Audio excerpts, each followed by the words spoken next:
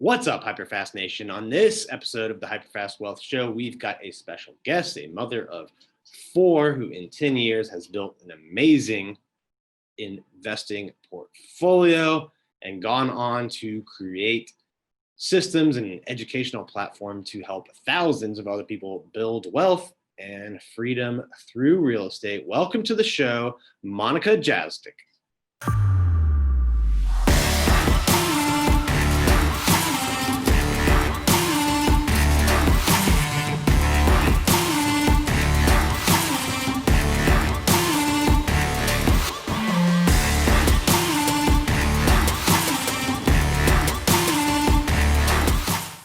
All right, welcome to the show today, Monika. How are you doing? I am so great. Thank you so much for having me. Yeah, I'm super excited. I know you've got a lot of knowledge that you will be able to give to our listeners and our viewers out there. So thank you for taking the time. I know you're extremely busy with the business, kids. You've got a lot going on, don't you? Yes. Well, I think, you know what, honestly, everyone is equally busy and everyone has the same 24 hours in the day to make do with. So yeah, that's a great great point of view and adage to remember about is, time is like the one asset we all have the same, right? Like, Bill Gates and Elon Musk don't have any more time than, the guy just starting out. So I think it's just how you use it, how you choose to use your time. And like for me to use my time and for you to use your time to bring a podcast to so many people and really help people. I mean, that's really gracious of yourself. And I love spending my time spreading the word on wealth building, on investments, on just helping people. I think if you don't come from that giving place, and most of your time is spent giving, I'm like, why are we doing this at all anyway? So thank you for taking your time to create the whole HyperFast podcast. That's pretty amazing of you. Well, I love doing it. I get to meet people like you and learn. And every time I do it, I find myself, after I'm done recording it, making a bunch of notes and going back to my team, being like, hey, we need to think about this or that or implement this. So it's one of those things where hopefully it produces a ton of value, but I know I get a ton of value out of doing it. And, on that time theme, I think real estate investing specifically is one of the best ways to get more time back in your life, because I don't think there's another investment vehicle out there that can create as much wealth as this can if you do it right. If you learn from others who've done it before, if you set it up right, it's something that will give you a lot of time, a lot of prosperity, which is my goal for everyone that hears this podcast or watches this. I totally agree. Real estate is the number one wealth builder. Warren Buffett says, if you don't find a way to make money while you sleep, you're going to work until you die. And it's not easy to invest in real estate. But if you participate in certain strategies, you'll make more money than you can ever by working, just from the way the strategies are. I mean, it's when people buy their single family home to live in, their personal residence, that's the largest, financial acquisition that they're ever really making. It's probably the most expensive purchase ever. Imagine doing it over and over and over again in real estate and with real estate investing. But because it's so expensive, the returns also can be huge when it's done right. And it is tricky and it does take time to learn. You don't have to do it yourself, but it is an investment that defies time, because while I'm sleeping, I'm making money. I'm on this podcast and I'm making money right now. And you're making money right now, but we're not trading our time for money. And I think that's the real mindset that people have to stop doing. They have to stop trading their time for money. They have to get their money working for them rather than them working for their money. because you could work 24 hours a day and you're still not going to get rich. It's really hard. So it's more of a kind of less is more and strategy play in wealth building than how much external energies that you put out. I completely agree with you on the trading time for money. And I got my start in real estate investing a while ago, and then I really got into it as a profession and building out a brokerage and a real estate team. And I'm out of sales production now. Our team does that, but the agents that succeed at the highest levels are making really, really good money as sales agents, but it is trading time for money. There's, of course, things you can do to make it more efficient. But I try to teach all of our agents on our team and the ones listening to our podcast and other programs that, you really need to make the sale and then take some of that money and put it into real estate. Like get it working for you. Because at some point, you want to at least have the option to not have to go sell a home or whatever you do for work. Because a lot of people listening may have some other type of profession, and maybe you love it and you want to do it till the day you die, and that's perfectly fine. But what I think would be a tragedy would be if you got to that stage in your life and you were just doing it because that was the only way you could get income. So you got to think, how do I get out of trading time for money, even if you still want to do that because you love it, because that's great. Well, you must love being a real estate agent when you were a real estate agent. I think that's a really extremely interesting job. I am not a licensed agent. I've never been, and over the 10 years I've been an investor, neither is my husband. But we work with teams of real estate agents. And a lot of my clients for wealth building are real estate agents because I'll show them how to build what we call your real estate business. And it's one stream of residual income, like you were saying, is your job income. So being a real estate agent, the typical agent tries to go to every single area, service every single client for any single kind of property. I remember one lady at our country club was talking about her husband and how he's such a great agent that he didn't even put his phone down for his wedding photos. And that's horrible, because all these agents, if you're a real estate agent out there and you're listening to this, you really need to take a less is more approach. And you need to be a focused real estate agent. You have to find your niche and what it is you want to focus on. You have to figure out how much money it is that you want to create. And then you have to figure out how many, transactions that you need to do. And you have to become the really best agent in that area. Now, all of our agents that we work with at Real Property Investments, we have teams of agents all over the world that specialize in high growth areas, and they're investor agents. Now, tell me how you like this, because maybe we can work this out in your Washington area. Because tell me as a real estate agent if this sounds appealing to you. So what we do basically is we find out who wants to build wealth in a specific area. We figure out what they could do, what they can qualify for, what their returns that they want are. And then literally, if it's a perfect match, send them to our wonderful investor agents who'll spend maybe half a day with them in the area, give them a tour of the area, they understand the economic fundamentals, walk some properties so they can actually feel, touch, smell the properties. Now, and I know there's nothing like the smell of investment properties, and figure out even if this is what they want to do. Make sure that they're qualified to do it.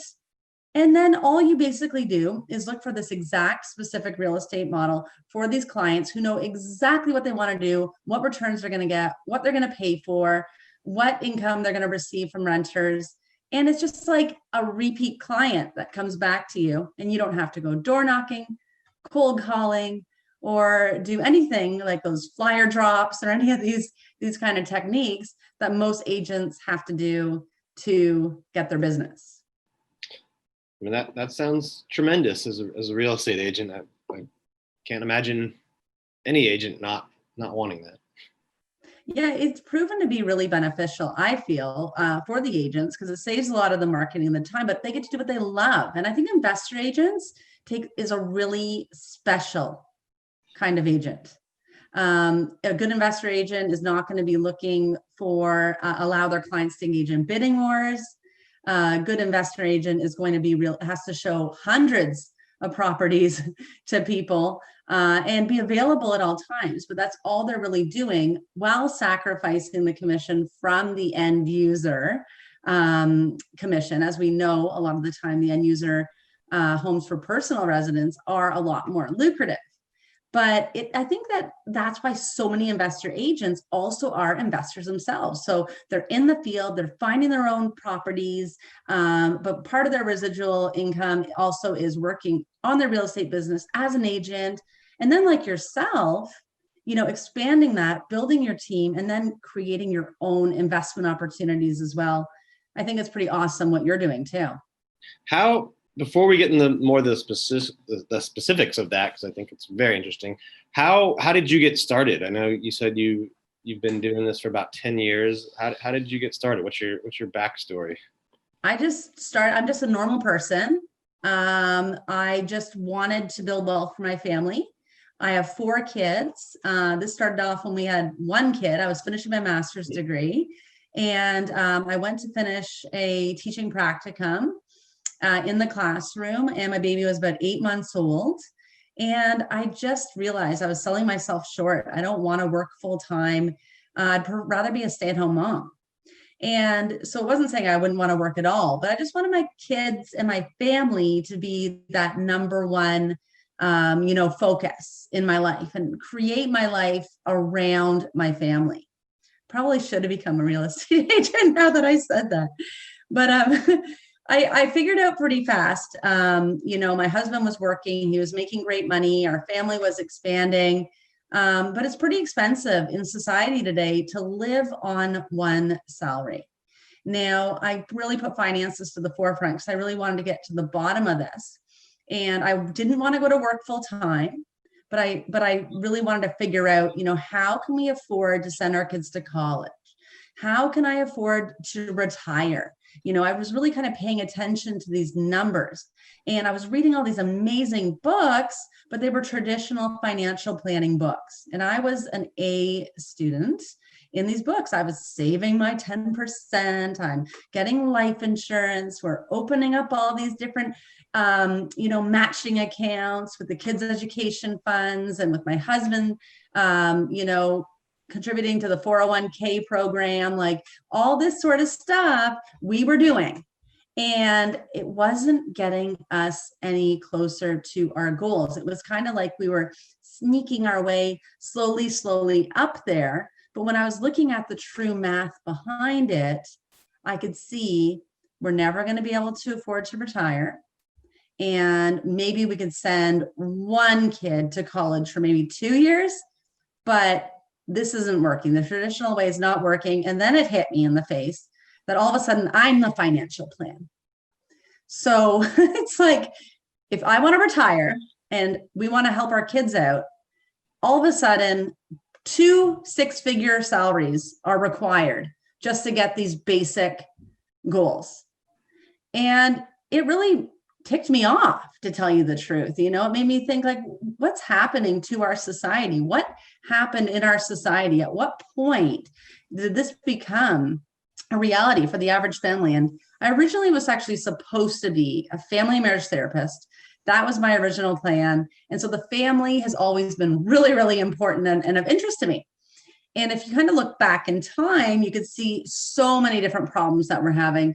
The evolution of the family is changing so much, as well as these financial problems that people are experiencing. You kind of wonder how much of these problems is caused by this financial crisis, really, that society is in. So I knew we had to do something different. When 2008 came, I really knew we had to do something different, because everything was just gone at that point. All those little savings that we built up were completely just wiped out. And Robert Kiyosaki's book, Rich Dad, Poor Dad, I'm sure you hear this a million times, came across my desk, and it was just an absolute game changer to me. It was the #1 book in financial literacy. It taught me the real definition of assets and liabilities. It taught me the importance of creating a business income as well as an investment income. And it taught me the importance of getting your money working for you rather than you working for your money, and real estate being the number one wealth builder to help people build wealth. Yeah, I remember listening to his book, like, I think almost 20 years ago now, early 2000s. And that was one of the influencing factors that had me really pick real estate as the main way to invest from early in my investing, financial career. But I do agree with you that this notion, and it seems like it's been around for a decade or two now, of cutting out your weekly coffee and putting that in some exchange traded fund or mutual fund to build wealth. Like, it just doesn't seem that that's going to be enough for most people. Like, they need to do things that will generate more returns, I think, or more income and definitely a higher rate of return. And, no one's ever gotten rich off saving and cutting a coffee. You just hit my pet peeve right there. I went to a women's event hosted by a very, very prominent bank, and it was called an In Her Shoes event. And I went there to this event because I do a lot of speaking, for women in real estate as well. And I am one of the mothers of real estate, which was a national television show, kind of like The View, but we talk about real estate. And so it was a really important, I'm really well aware of not only society's, situation, but also women. They're dealing with rates of divorce, of widowry, and a lot of women do not, learn about finances and put them to the forefront. They think, oh, it's over my head. And they give it to the man, if the man is studying and doing it. So I went to this event and I wanted to talk to them about having a real estate specialist on their panel for upcoming events. And they brought up this coffee. And they told these women, these beautiful women who are sitting here and trying to build wealth for their families, trying to get by, trying to achieve their own financial goals, to stop drinking your Starbucks and just make your coffee at home. So I would love to meet that person who actually has benefited. I think they actually even have a name for it, don't they? The latte factor or something. Isn't it the now I'm just remembering this right now, the latte factor. If you take a certain amount of coffee and you put it into your thing and you invest it in your these accounts, one day you're going to be, I don't know, like $10,000 richer or $20,000 richer. I just find that kind of advice so small thinking. I think it's just such a small thing when you have the opportunity to present real game-changing ideas. Real estate can change people's lives. I've taken people who've had absolutely nothing and turned them into millionaires. And it can be done. It's a simple, systematic process that anyone can achieve if they're willing to do the work. So these women take time, who are already struggling financially, to get a babysitter for their children, to take time to be at an adult event after work because they really have so much time, to be told to make their coffee at home. This kind of advice just needs to stop. It just puts us back even furthermore, and it just shows how out of touch the banks are. No, the banks are kind of the problem at the same time, aren't they? When you're putting your money into stocks or ETFs or mutual funds, and full disclosure, I don't own any publicly traded stocks, but you're giving up complete control. Like, the only options you really have are buy or sell. With real estate, I can redevelop it, I can lease it, I can refinance it. If it goes down, I can repurpose it. There's just so many different things I can do. And like, if I buy shares of great companies, like, I have no control over Apple or Amazon or Starbucks or any of these big, huge companies. And I either have to decide, well, is it going to go up a lot and I should buy more of it, or do I sell it because it's gone up a lot? And how do you know? Like, I call the stockbrokers professional guessers. Yeah. So they kind of are professional guessers. And I know they're very educated. And in finance, I actually took some courses at the start of COVID-19 because I work in finance as a wealth builder. I've recreated our entire wealth portfolio. I've helped thousands of people do the same. And I do not have a business, economics, or finance background at all.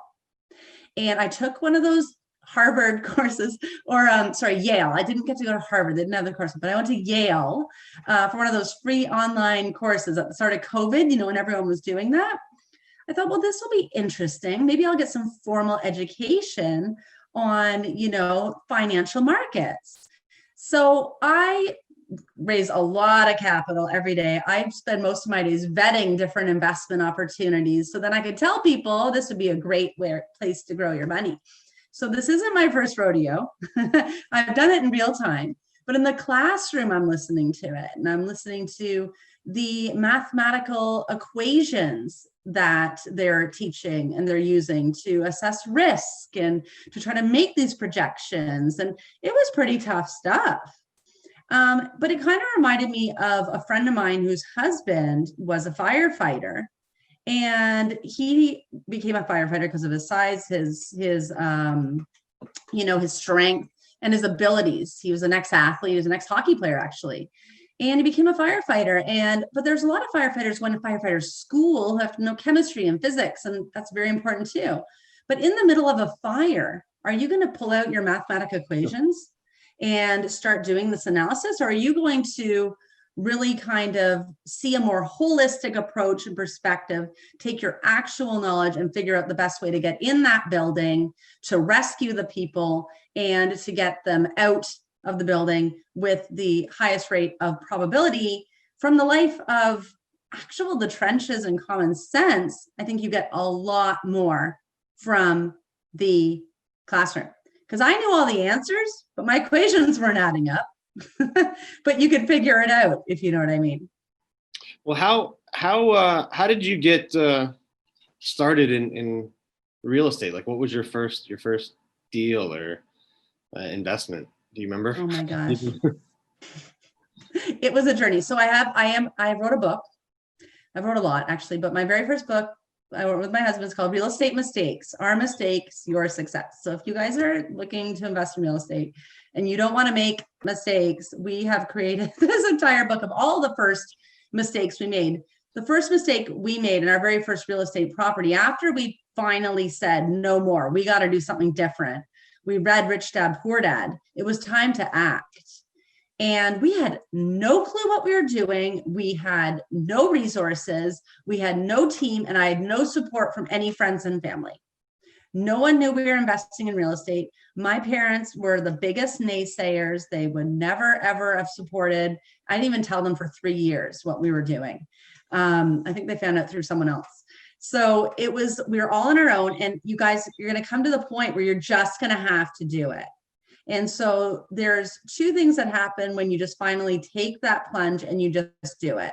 One of them, you either have beginner's luck and everything just kind of goes pretty smoothly and it kind of learning through doing is inevitable, or you're going to make a huge mistake and you're going to have to fix your mistake and hope you don't repeat it again. So our first property that we inched our way in was a ski condo in an area where I used to have a ski chalet growing up. So it was cheaper than where we live, but it was, made sense. The numbers made sense. But the number one mistake was I mixed that business and personal, because I tried to tell myself I'm going to use this investment and make money at the same time. So I think as an investor, a mistake that a lot of investors make is you have to keep your business hat on at all times. And it's a really, really scary process to get started. Like I said before, your primary residence was the most expensive acquisition you ever made. And now you're going to buy another one. It's terrifying, especially when you don't have the support and you really don't know what you're doing. So we did so many things right. I mean, I think we got it for a fair price and we fixed it up. That was really cute. And that was a lot of fun. And we did it on a great budget. And then we did find a property management company and rent it out. But we also did not pay attention to the condo fees, which were more important than the mortgage. We used the wrong mortgage broker. We used our neighborhood mortgage broker. We didn't have anyone on a team. She almost got us sued because all of a sudden we waived our conditions, and then all of a sudden we couldn't qualify for the mortgage. So that was not a fun experience for a first-time investor. And then we learned about the joys of shoulder seasons in the vacation market. So that wasn't that fun. And also the joys of, you'll never use this place that I thought, oh, we could use it when it's not rented. That's money out the window. You lie awake in your place going, I could be making $1,000 a night. Why am I here? Or better yet, it's okay, we'll leave right away if you find a renter to the property management company. So you're not, like, once again, I'm kind of back to being that teacher, you know, trying to be the mom and the kid, whatever. Like, you guys got to make choices in life, know what you stand for, and make your decisions clearly. Are you going to be a real estate investor and this is an investment property? Or is this going to be a second home that you and your family are going to use and you can afford it? Because you got to make that choice. So don't mix the business and personal. That was like the first lesson that we used. So 2 years later, we managed to sell the property, and I think we sold it for the same price that we bought it for, because the appreciation was severely affected because of those high condo fees. So it was not a disaster.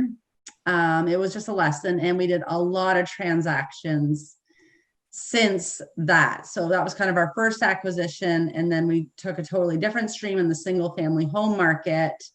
And then we actually invested in ourselves. And I think because we really realized after we had about 4 homes, we don't know what the heck we're doing here. We might want to get a coach or a mentor to kind of help us, you know, get through it.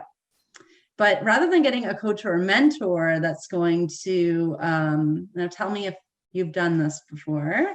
Maybe you have. Have you ever ended up in a hotel room and they're like, who wants to be rich? And then they like hold this $10 bill and everyone runs up and railroads each other for it. And who wants this free book? And then you, next thing you know, you're like in another hotel room, but you're there for 3 days and you're learning all these systems and that sort of stuff. And yeah, have you been down that road at all?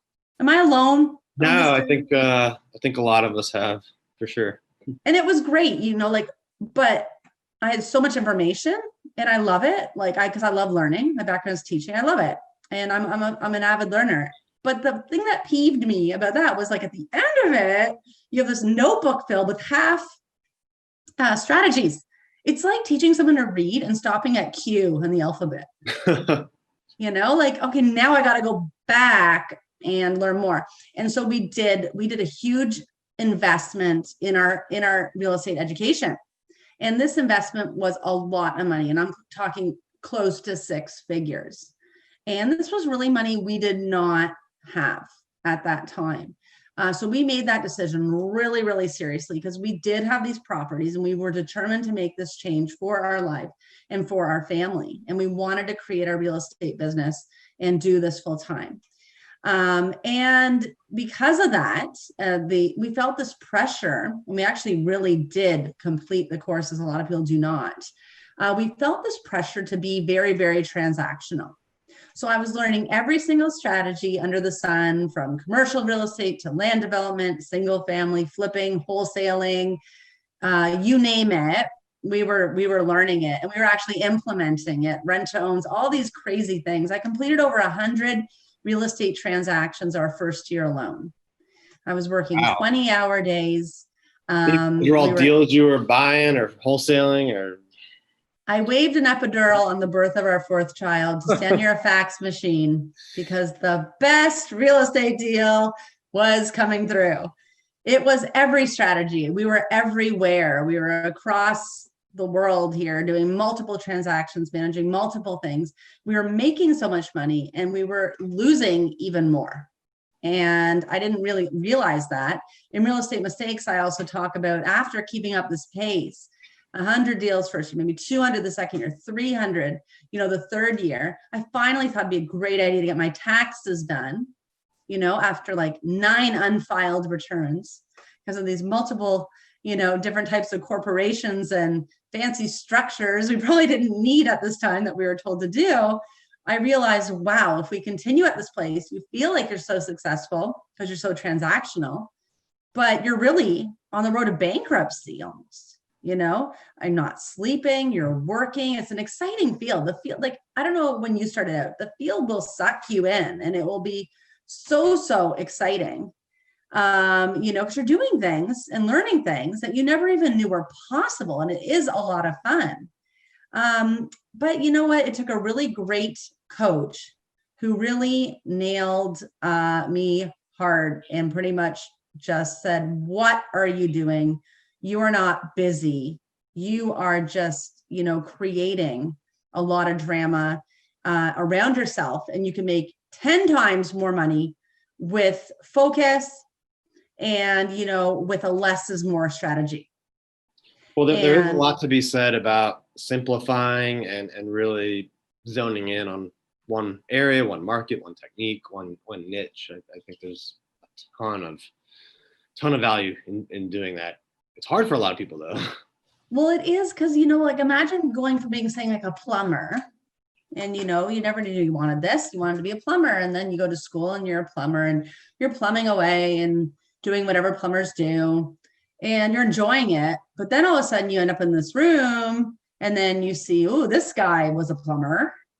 And now he owns 5 apartment buildings and he's making $50,000 a month.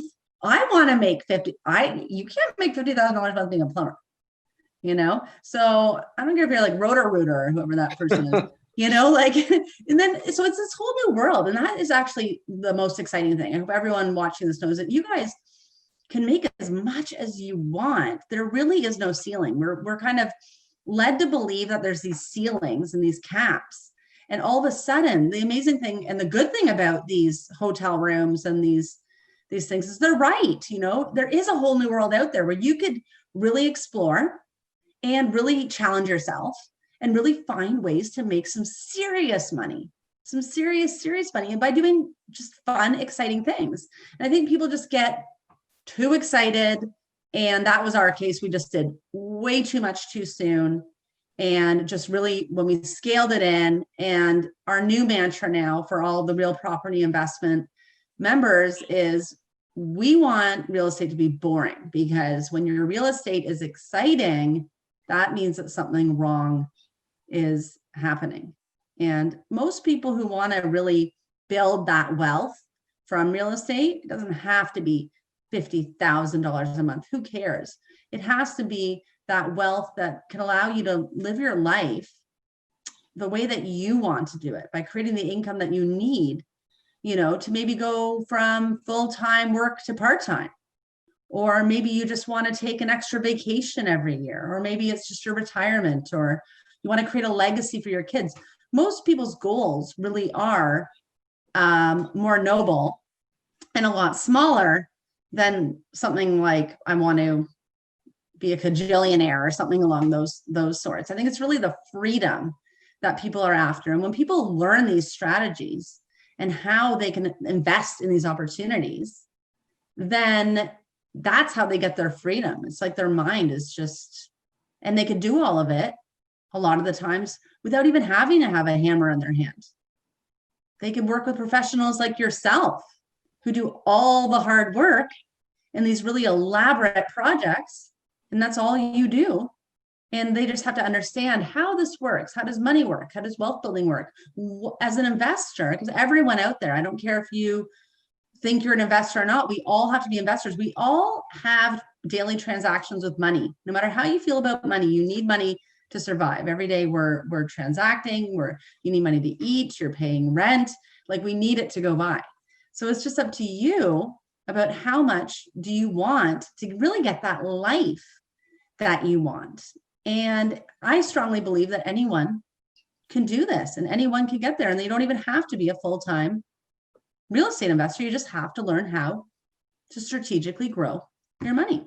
So what did you end up focusing on when you got corrected from coach or mentor and kind of decided to rein it in? What did you really tune into? Well, I am grateful for our experience, the knowledge that we had, and the opportunity to implement all of those learning skills in action. It wasn't just a classroom thing for me. it's actually made me an excellent consultant because I can advise from single family homes all the way to condominium developments and corporations and all these different advanced aspects in regards to real estate.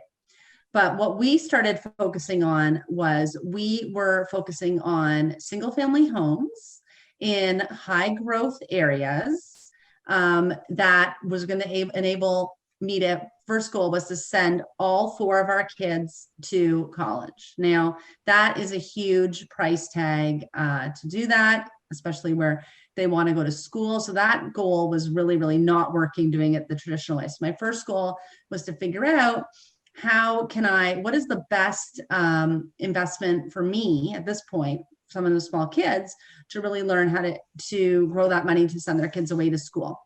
And real estate, I mean, a single family home, and with all the components in a high growth area, it's not about the rents and the cash flow that you get every month. That's kind of like the icing on the cake. But as we started building out these models in these high growth areas, we were figuring out how to get returns of 30 to 48% ROI, not cash on cash, but overall ROI that enables us to get some extra cash in our pocket every month, but also that we can either strategically refinance when it's time for them to go to school. So say someone went out there and bought like a $375,000 property and they were renting it out. And we also do a lot of, because of the price of the homes and with the rents, we are doing a lot of duplex conversions, which also adds that forced appreciation as well. So although we started off in the single family, when the prices started getting a little too high, we had to change our investment model. And we started creating basement suites. So now we have the single family and we have 2 rents coming in rather than the 1 rent coming in. But with the strategic refinancing, we're able to recreate an income for yourself to pull that money out. And that money can be used for your kids' education fund. It could be used, even for your retirement, the same single family home. People just bought a house, that same house, for $375,000 and just simply paid off their mortgage. 25 years, that house appreciating at 5%, because that's the historic norms, it's going to be valued at $1.25 million. What other kind of asset out there can give you that sort of money? If you have 2, you're going to have over $2.5 million. And with your personal residence, you will be a multimillionaire. And these refi events, when you pull money out, without selling, that's not a taxable event for most people. So it depends what state you're in, I guess, which is why an accountant is another person, and not the accountant that your dad used that you go to, and not one of those like TurboTax or whatever these people. You need a real estate accountant at this point. We're all adults now, and it's just the same to get someone like that. But you're absolutely correct. Like, it depends. It is classified as passive income, and it will not be taxed in a lot of cases. And if it is, that's where your accountant, you really consult with you and you figure out, what am I going to do with this money? And that's just one option. I mean, you could take the home. We figured out we're going to collect these homes. We bought 1 home for each kid. And the plan is when it's time for them to go to school, we'd either refinance or we would sell the homes. And that's how we figured out how that problem is. And the same thing, you keep the homes also after you refinance. And then you can also recycle it amongst kids. You can help your kids have a legacy. So you can do another refinance, or you can even gift the homes to your kids, or even keep them for yourself for your retirement. And all this can be done with just 1 or 2 homes. It's so incredible. If people just go out, they don't have to be exciting. You don't have to spend $100,000 in courses. You don't have to learn how to flip or do any of these types of strategies. It's just buying in the right area for the right price and getting that right return on investment, and having that team who helps you, throughout the entire transaction. What's been your area of focus in the last year, with the pandemic and the lockdowns? I know we talked before the show, you're expanding into a lot of markets, but what would you say, your expansion plans are right now, or have been the last year or so? Well, my expansion plans is to grow Real Property Investments membership.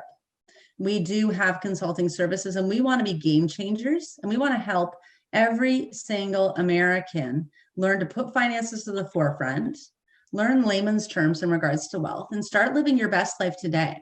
And I don't want to call anyone into a hotel room. I've never done that. I don't use NLP. I am the most straight shooting individual out there. All we want to do is genuinely help people, but you guys have to invest in yourself to learn. If you're not paying, you don't pay attention. So we have real estate events. We have topics. We used to be in person in the nice, golf clubs and have nice wealth evenings. People would come, they network, they meet the teams, they learn from the top speakers we work with about amazing, new topics. And then hopefully they join the community and they can come to events for free and get all this information and all this great stuff. And they start taking wealth and putting it to the forefront. That's the whole purpose of the community. But when COVID hit, we could not meet in person anymore. We had to start meeting online, which I actually found very, very exciting, because now we can expand even furthermore and start building out our teams even furthermore. And we've actually gone global since COVID-19. We're across Canada, we're across the US, and we're even across Australia, and opening up a European division. And our goal is to really help these people. When I do look at the statistics, of 80% of Americans are not making enough money. Most of them are dependent on their job income. And what happened with COVID? All of a sudden, the jobs are gone. Gone are the days of you wanting to leave your job and be financially free to leave your job. Now it's just responsible to have this residual income in, because what if your job leaves you? And now we know what that feels like. We have no idea what's going to happen throughout this pandemic. So it was exciting to I'm here to serve even more people and help more people by educating them on a variety of topics. And a lot of people say, oh, I might not be ready to invest in real estate today, or I don't have enough money to invest. Well, how can you get the money? So why don't you have that money to invest? Well, because I don't make enough money. Well, why don't you make enough money? And there's no shame in not making enough money. We are really have a lot of odds stacked up against us. Most people are designed to go to school and then they do this job. And as soon as you accept that, you're slotted in your spot for society, and you can only make so much money from that job. And unfortunately, inflation is steadily increasing. The cost of living is steadily increasing, but your wage is not. And it's really tough for people to, quote unquote, get by. This is what everyone's in this get by mentality. And now the job is removed and there's no money coming in. And I think people are really a lot more versatile. Everyone out there, I don't care, if you're rich, if you're poor, if you're middle class, if you're struggling. I really believe that COVID-19 and this pandemic really has put everyone on an equal playing field. I think it's been a huge equalizer. It's taken a lot of people, especially the upper middle class people who had those really comfy jobs and they were going through life tickety-boo, thinking everything's going to be okay and it will just work out. And all of a sudden that's just taken from them. And all of a sudden you have to get resilient. You have to get creative. You have to figure out how money works. And so we could start making more money. And I believe that every single person out there, especially the people who take the time to listen to podcasts, because you have to want to improve yourself, that they're able to do this. This is not reserved. Wealth building is not reserved for the top 2%. You don't have to have an education in finance or in economics. You don't have to know how everything works, at that nitty-gritty kind of Yale level that I was doing when I was taking that course. I didn't understand how that worked, and I do this for a living, and I've done very well for myself. I've used real estate to help us reach all of our financial goals, where I've been a stay-at-home mom for over 17 years now, that my husband's not even working. On his 40th birthday, he walked into his office and he quit. And it took us 5 years to get there, but it was a really, really momentous day for us. And that's what I love to work on. Like when I can take everyday people with just a couple ideas of assess their situation, make sure they get the right information. There's a lot of bad information out of there, and a lot of people who are teaching the information that we do, it's because they want you to invest with them. They have some sort of fund and we want you to grow your money with us. I don't want your money. I don't want that. I just want the opportunity to show people what is possible and introduce them to the absolute best top level experts in the field who can help them. People like yourself.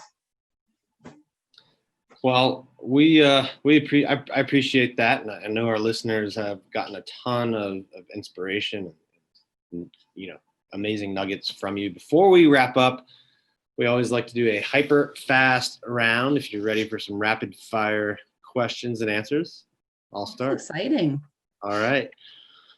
What is your biggest piece of advice to a new real estate investor? Invest in yourself. Invest in your education. You do not need to go at it alone, and it does not need to be $100,000 education like we did. What do you think is the biggest mistake experienced investors make? They don't stay current. Investors all need to be current. You need to pay attention to the changes day to day.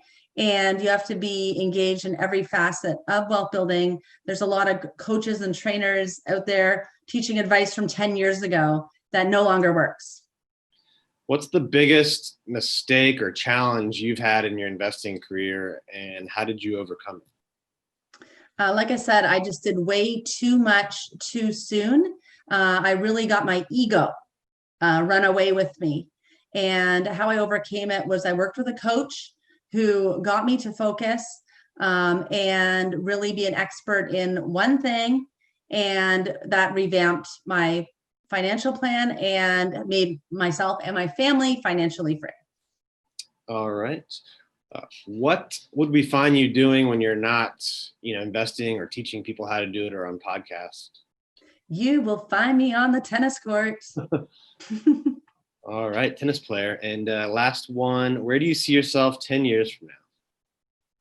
In 10 years from now, I always look at this. This is a hard question. I look at this for my kids. So in 10 years from now, my daughter, who's 8 now, our youngest, will be 18. So in 10 years from now, I'm probably going to be moving to a more cottage kind of lifestyle and get a big house on the lake where I can focus on just doing exactly what we do, but not having to be in such a fast-paced city anymore, and spend some quality time with my husband and grow our business even further as empty nesters, because I guess in 10 years from now, we'll be empty nesters. All right. Well, that will be a big change for sure. Thank you so much for being on the show. Before we actually sign off, if our listeners or viewers on YouTube, if they want to learn more from you or connect with you, what are the best ways for them to do that? Well, you could visit our website, and I guess, do you have a link that you provide for the website, or do I have to shout it out? We can do both. So we can right. put it in the show notes. We can put it in the YouTube description and all that good stuff. Yes. Yeah. Yeah. So we're all over social media. You could Google me, Monika Jazyk, or Real Property Investments. I'm on Instagram, Facebook, as well as our website, which is https://realproperty-investments.com. And check out our different membership levels that we have. You'll see that our coaching is extremely reasonable and can start as low as $25 a month. And we are here to help you start building wealth today. We've helped transform our own lives, and we've transformed the lives of thousands of other people. And there's nothing I'd rather be doing aside from parenting my children than helping people get freedom in their lives and living their best life. Well, it's exciting to hear you talk about that, and just, hear the impact that you've made. So thank you for that. And to our listeners and viewers out there, thank you for tuning in. I'll see you next time.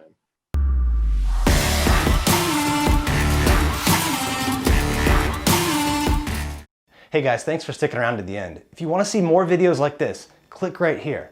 And if you're new to the channel, click below to subscribe and turn on post notifications so you don't miss out. And let me know in the comments what you think about the videos. I'll see you next time.